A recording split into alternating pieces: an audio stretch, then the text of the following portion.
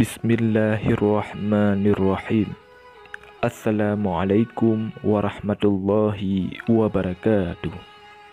Innal hamdalillah nahmaduhu wa nasta'inuhu wa nastaghfiruh wa na'udzu billahi min syururi anfusina wa min sayyiati a'malina. May yahdihillahu fala mudhillalah wa may yudlil fala hadiyalah. Asyhadu an la ilaha illallah wahdahu la syarikalah wa asyhadu anna Muhammadan abduhu wa rasuluh.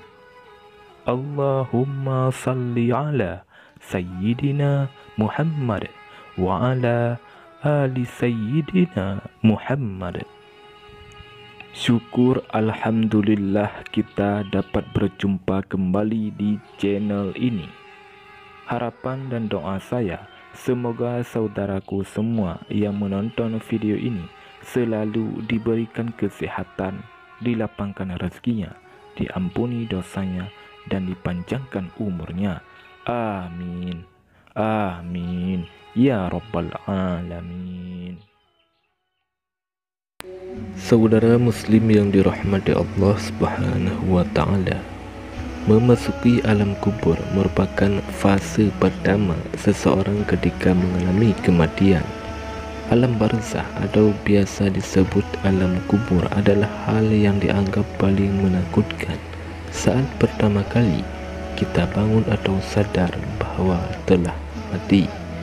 Orang yang sudah mati merasa tidak percaya dan merasa sedang bermimpi ketika berada di alam kubur. Saudara muslim yang dirahmati Allah Subhanahu wa Ta'ala, lantas apa saja 6 pertanyaan di alam kubur tersebut? Yang pertama, man rabbuka, siapa Tuhanmu?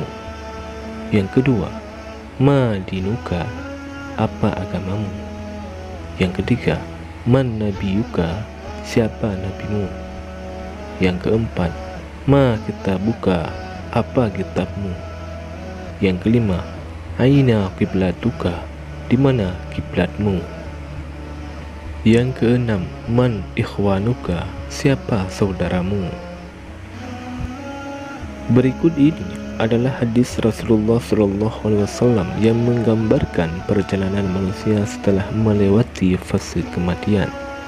Hadis panjang Al-Bara' bin Azib yang diriwayatkan oleh Imam Ahmad dan disahihkan oleh Imam Al-Hakim dan Syekh Al-Albani, yaitu, suatu hari kami mengantarkan jenazah salah seorang sahabat Nabi Muhammad SAW dari golongan Ansar. Sesampainya di perkuburan liang lahat masih digali, maka Rasulullah SAW duduk dan kami ikut duduk terdiam di sekitarnya, seakan-akan di atas kepala kami ada burung gagak yang hinggap. Rasulullah SAW memainkan sepotong dahan di tangannya ke tanah, lalu beliau mengangkat kepalanya lalu bersabda, mohonlah perlindungan kepada Allah Subhanahu wa Ta'ala dari azab kubur. Rasulullah SAW ulangi perintah ini 2-3 kali.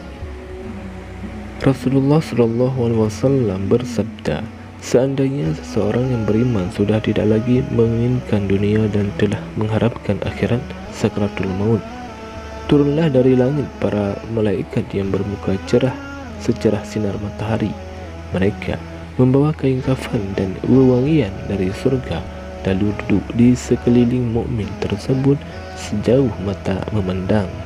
Setelah itu turunlah malaikat pencabut nyawa dan mengambil posisi di arah kepala mukmin tersebut.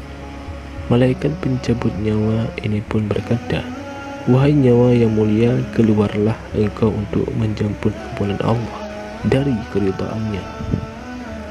Maka nyawa itu dengan mudahnya keluar dari tubuh mukmin tersebut seperti lancarnya air yang mengalir dari mulut sebuah kendi. Lalu nyawa tersebut diambil oleh malaikat pencabut nyawa dan dalam sekejap diserahkan kepada para malaikat berwajah cerah tadi, lalu dibungkus dengan kafan surga. dan diberi wewangian darinya pula, hingga tercium bau harum seharum wewangian yang paling harum di muka bumi. Kemudian nyawa yang telah dikafani itu diangkat ke langit. Setiap melewati sekelompok malaikat di langit, mereka bertanya, "Nyawa siapakah yang amat mulia itu?" "Ini adalah nyawa Fulan bin Fulan," jawab para malaikat yang mengawalnya dengan menyebutkan namanya yang terbaik ketika di dunia. Sesampainya di langit dunia, mereka meminta izin untuk memasukinya, lalu diizinkan. Maka seluruh malaikat yang ada di langit ikut mengantarkannya menuju langit berikutnya hingga mereka sampai di langit ketujuh. Di sanalah Allah Subhanahu wa Ta'ala berfirman, "Tulislah nama hambaku ini di dalam kitab Illiyin, lalu kembalikanlah ia ke jasadnya di bumi. Karena darinya lah aku ciptakan mereka para manusia, dan kepadanya lah aku akan kembalikan, serta darinya lah mereka akan kubangkitkan."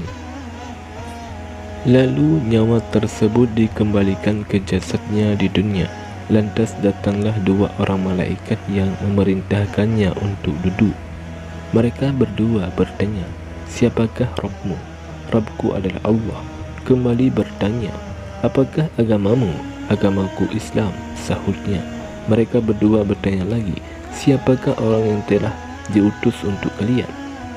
"Beliau adalah Rasulullah SAW." Jawabnya, "Dari mana engkau tahu?" Tanya mereka berdua.